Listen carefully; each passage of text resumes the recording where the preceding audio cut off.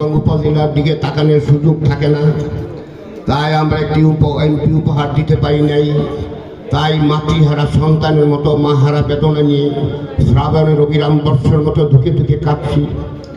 স্বৈরাচার সরকারে, অবৈধ সরকারে, অগণতান্ত্রিক সরকারে অত্যাচারী নির্যাতন উৎপীড়ন অতিষ্ঠ হয়ে পথহারা ঝড়ের পাখির মতো দিকবিদিক হারিয়ে শান্তির নির্খুঁজছি।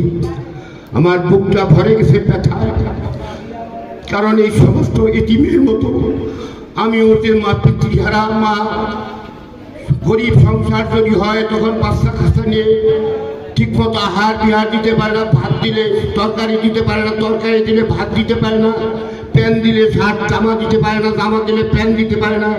এই অসহায় অবহেলিত লোকগুলিকে নিয়ে আমি এই দিন অতিবাহিত করে এসেছি।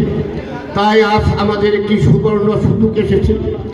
আমরা এই শরীয়তপুরের মানুষের হাজারের কারণে, আত্মনাথের কারণে মহান সৃষ্টিকর্তা রব্বুল আলামিন আমাদের মাঝে এমন এক নেতাই পাঠিয়েছেন। সেই বিশাল মাপের নেতা, সেই বড় মাপের নেতা তার টেলিফোনটা উপেক্ষা করবে এমন অফিস আদালত ছিল না এই বাংলায়। সেই নেতাকে আমাদের মাঝে পাঠিয়ে